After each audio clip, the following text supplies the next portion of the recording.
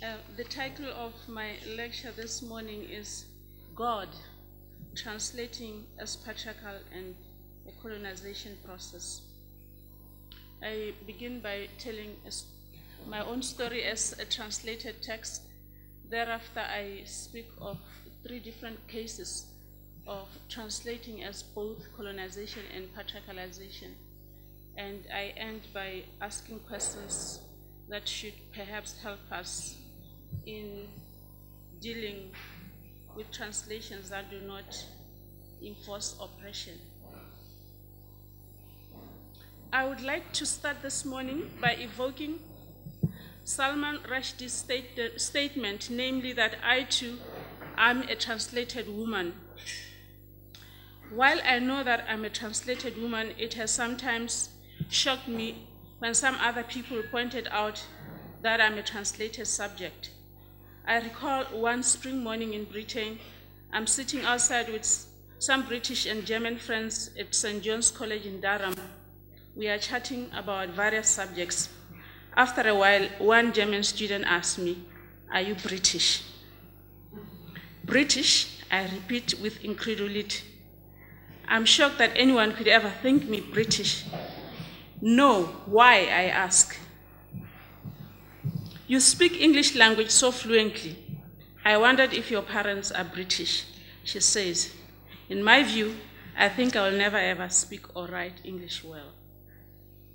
A decade later, I'm sitting in a cafeteria, Nashville, Tennessee, USA, sitting silently eating. Another woman is also sitting in the same table and eating. We are not talking to each other at all. Suddenly she looks at me and asks, "Are you British?" And I'm really stunned. I have not talked to her, not that I speak with a British accent at all. So what could have led her to such a guess, I wondered to myself. No, why, I asked her. It is the way you eat, she says. The way you hold your knife and fork. It is British. Up until then, I had not noticed that the North Americans don't use their fork and knife in exactly the same way as the British do. As I leave the cafeteria, I'm somewhat shocked by this revelation. I say to myself, what else is British about me? Of course, it is not by chance that I speak English language in a way that may pass as fluent to some people, and that I can eat with a fork and knife that makes some people identify me with that culture and country. From the beginning of my education to its highest form, I was instructed in English. Whether it was in Botswana, where I did my 18 years of my education, or in Britain, where I did 1 year of my education, or in the USA, where I did 5 years of my education, I read and wrote in English. In the first 18 years of my education, the only class that was taught in Setswana, where I could read and write in my native language, was the Setswana language and literature. The result was that by the time I finished my educational training, I could read and write better in English than in Setswana. Not that I mastered English. Indeed, up until a decade ago, the Botswana high school children had to write COSC, or the Cambridge Ordinary School Certificate, which was set and marked in Britain. A student could pass all subjects, but if they failed English language, they failed everything. Passing English was almost synonymous to being a brilliant student. And yes, indeed, I had been instructed on how to eat with fork and knife at boarding school, high school. Although I know that I was and I'm still a product of British colonial history, culture, and educational system, I'm unlikely, if ever, to proclaim myself as such. Ask me who I am and where I come from. I will tell you that I am from Botswana and I'm a Motswana. And please, do not push this button any further. For most third world nations are themselves products of colonialism. As Benedict Anderson has persuasively named them, imagined communities that did not exist outside the modern day colonial history. Why am I unlikely to claim the British identity for myself? The simplest answer is, of course, I was not born in Britain, nor am I a naturalized citizen of that country. And so, yes, the answer is clearly, I'm not British. Second, I'm unlikely to imagine myself to be British, let alone to claim it for myself. For the colonial history that made me its translated text was a history of subjugation. Judged to be barbaric, pagan, ignorant, and sitting in the darkness, we were colonized with the triple C's to follow David Livingstone's Christianity, Commons, Civilization, Translation script. This meant being translated to become something that looks British, but one that can never look like the original British. On that note, maybe it is significant that no British person ever asked me if I am British. Yet one British feminist was audacious enough to tell me rhetorically that I should be grateful that I'm a British translated script when she asked me, would you rather have been stuck in some African village? She was telling me that I'm privileged, that I'm a translated woman who can cross cultures and boundaries, and perhaps I should say thank you for British colonialism. But to me, she was also telling me that as a British subject, she believes that those nations who were colonized had been without any movement to evoke Hegel amongst themselves, that she only thinks of me and all of us as having stuck in their villages and cultures and waiting for the kiss of Prince Charming of all civilization, namely Britain. But not all of us occupy the identity problematically. Some translated copies claim to be as good as original copies. I recall one night in Nashville, we are having an African student party at the beginning of an academic year to welcome new students. I get to one brother who tells me that he is French. I ask, are you born in France or naturalized French? And he says, no, I'm from Togo and I'm French. I ask again, you were born and raised in Togo? And he says, yes, I was born and raised in Togo, to Togolese parents, he asserts, and I'm French. Well, I'm quite surprised by his happy admission and claiming of the French colonial identity. I thought to myself, well, the assimilation policy must have been a different ball game. But in these last 10 years, when I traveled to French-speaking countries, one of the things I heard several times was about my British construction. The French-speaking African, they told me that I'm so British, I don't know how to kiss and I don't know how to eat. The fact that I'm a translated subject is something that I'm unwilling to proclaim or even admit, although undoubtedly I am a translated African woman.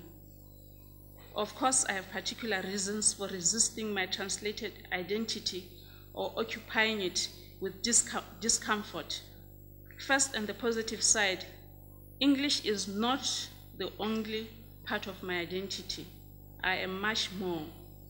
I'm raised a Motswana in a multicultural Bantu languages, speaking Ndebele at home, Kalanga in my region, and Setswana as my national language. Before I stepped my foot in the formal or Western-based school, I had been schooled by the fireside with a curriculum consisting of riddles, proverbs, sayings, songs, dance, and the whole customs of how to relate to people, nature, and the divinity. The community around me was a cloud of witness on what it means to be human and to be industrious. I am grounded in this identity as well. Second, the reason I occupy the identity of being a British translated text with discomfort has to do with the historical foundations or reasons for this translation. Simply, I, together with the most former British colonies, did not ask to be translated into British culture.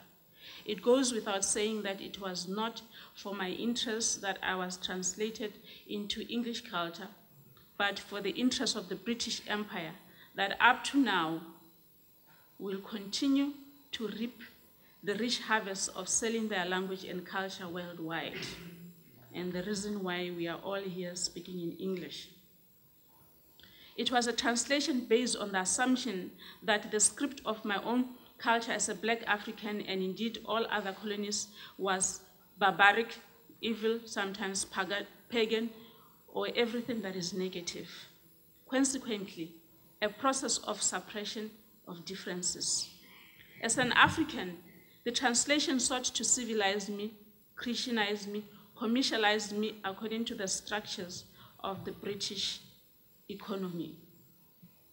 So I am aware that I too am a translated African woman, but I choose to occupy the space with discomfort. I choose to remain a stranger to British culture. The claim that I am a Setswana original transcript is therefore a posture of prophecy to the structures, agendas, ideologies, and terms of translation and its purpose.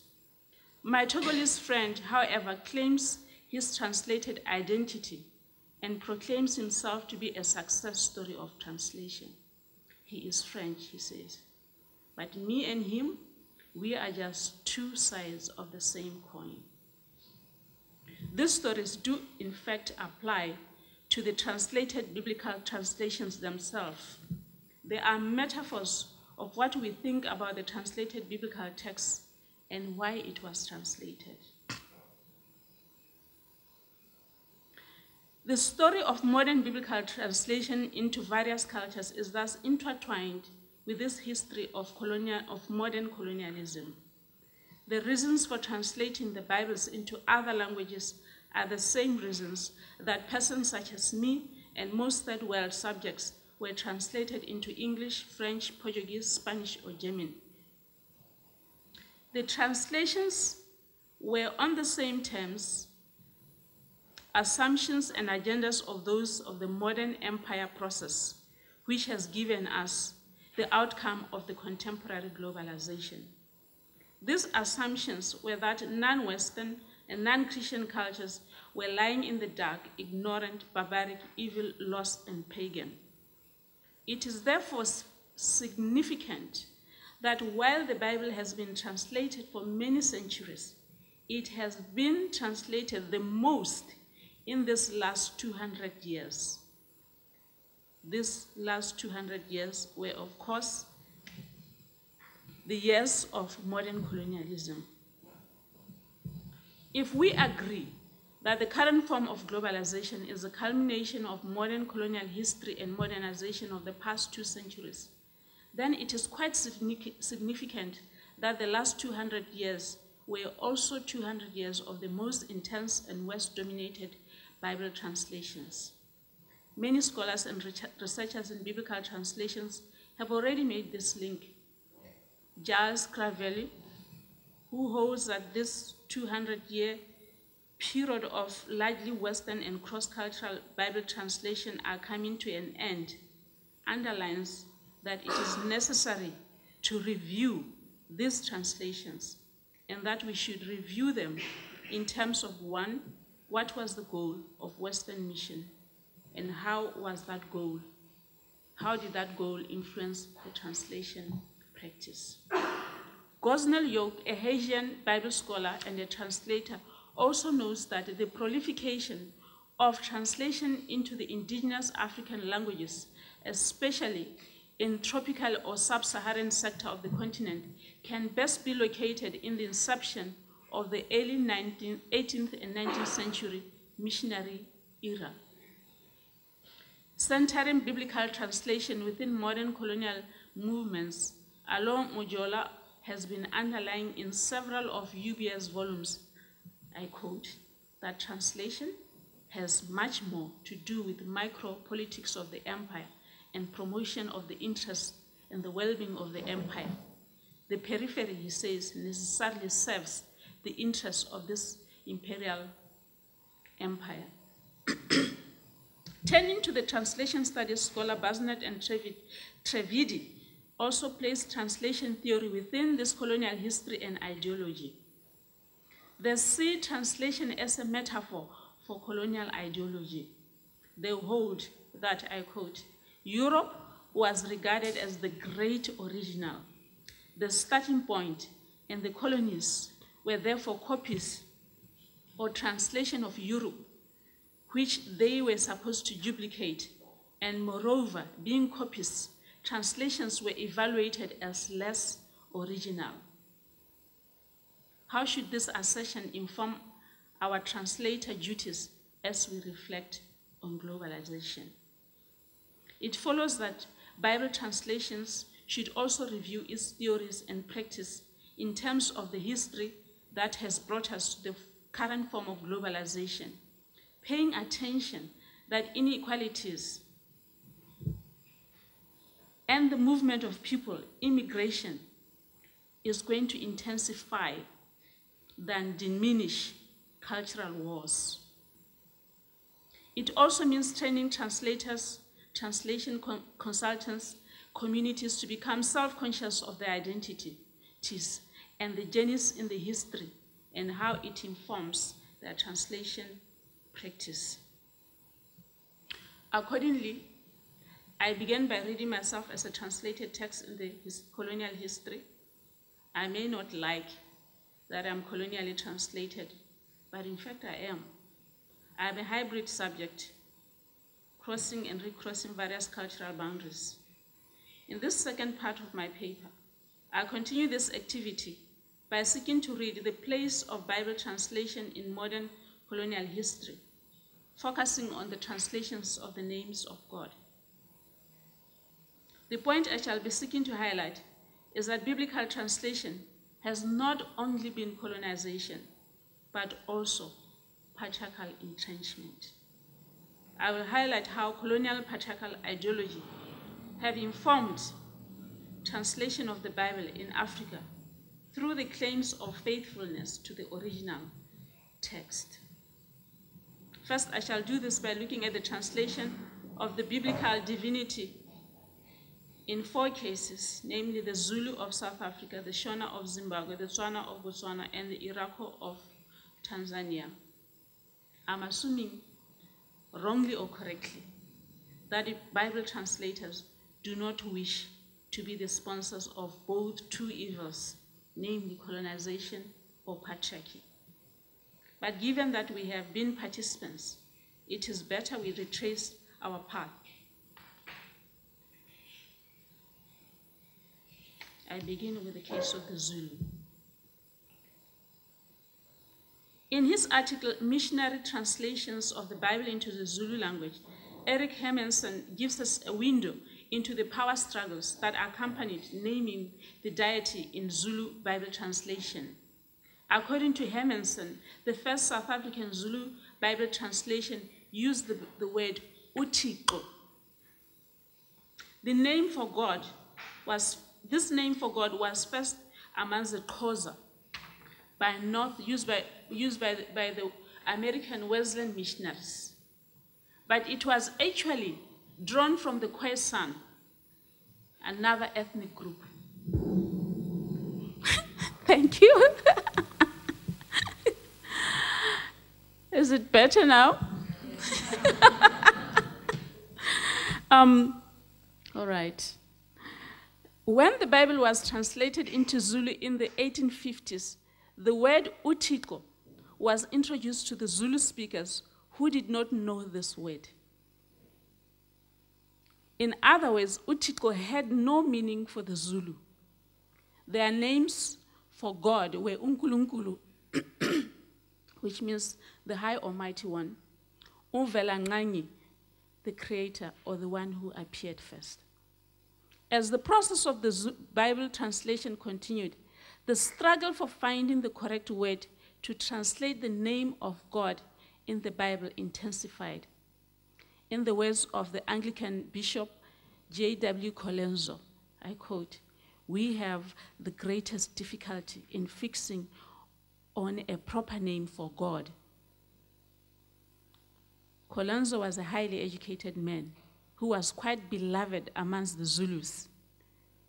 Yet he says, "I cannot bear the mean and meaningless name uThixo with its disagreeable click and poverty of sound. uNkulunkulu," he says, "and uVelanqangi are both too long for common use, and so would be Olungileyo, meaning the good one." Close quote. After rejecting all the available names, Bishop Colenso proposed another new, therefore meaningless word of his own invention, uDio, and used it in his 1855 translation of Matthew's Gospel. Of course, uDio, like uThixo, were meaningless to the Zulu. Both words, however, were considered to be needed to present the mysteries of the white man's God to those who were supposedly sitting in the dark and knew very little about God. To adopt the native names of their divine would suggest that they knew something about God, and hence make it difficult to convince the natives that they needed to convert to Christianity. Of course, there was always another fear that adopting native names would also adopt the beliefs. In 1876, Bishop Colenso changed the translation of biblical deity name from uDio back to the Zulu name uNkulunkulu and Yahweh. I guess by now he felt at ease to pronounce the long name uNkulunkulu. The Wesleyan missionaries who had continued to use uThixo finally adopted uNkulunkulu in 1917. In 1966, the Roman Catholic translation of the New Testament also began to use uNkulunkulu. When a Bible translation team of indigenous Zulu people was finally established in 1970s, they confirmed both uNkulunkulu and uVelanqangi as the correct names to use for God. In addition, they also introduced another name for the biblical deity, namely uSimakate, that is, Ancient of Days. Even at this stage, writes Hermansen, there was a registered protest from the Dutch missionary of the mission of the Reformed tradition to this native use of the Zulu names for God in Bible translation. After documenting this historical struggle to name the biblical deity in the Zulu Bible translation, Hermansen himself, a white Bible translation of Southern African languages, concludes, "It would seem that the cultural baggage attached to the traditional names of God in other languages does not necessarily degrade the God of the Bible. Rather, the revelation in the Bible of the true nature of God can transform the words so that the original connotation becomes completely obliterated in a new knowledge of personal relationship with the one true living God." Close quote. Hermansen's comment, written in this millennium, to be precise, in 2004, is quite telling. It highlights the normalized colonizing agenda at play even in the current translation, namely that target cultures should be displaced and the biblical text should replace it. A translator like himself openly acknowledges such an intention and impact through their work and regards it as a mark of successful translation. The acknowledgement that the original connotation is completely obliterated in the new knowledge highlights celebrated violence against target cultures who are regarded only as something inferior or barbaric, hence worth to be obliterated. It highlights the clear inequality that is assumed and assigned to the so-called source texts and their targeted text cultures of people. Target cultures are not regarded as sacred or worth of preservation, whether such an assumption is achievable or not. This, however, is not the attitude of empowered and self-respecting communities as demonstrated by the thief in Boanen's story. The thief's story argues for translational practices that begin with the assumption that all cultures are sacred and that translators should endeavor to preserve both cultures. Whether such a practice is attainable, I believe such a policy should be desirable in informing our practice. But what is even hidden and untold in Hermanson's discussion on naming the biblical deity in the Zulu biblical translation is that uNkulunkulu, the Zulu deity, was never gendered like all other Bantu languages of southern, eastern, and central Africa, as well as in some of the western parts of Western Africa. What Hermanson discussion does not reveal is that the Zulu translation was not only a colonizing project, but also a patriarchalizing project. For uNkulunkulu becomes a father, a king, a shepherd in the Bible. The silence indicates that the latter is still practiced unproblematically by the likes of Hermanson and a number of Bible consultants that presented even in this conference. For a discussion that problematizes both colonial and patriarchal ideology, I shall briefly look at Dora Mbuasango's and include Ibikusan's discussion of translation of the biblical deity's name in Shona and Tswana languages, respectively.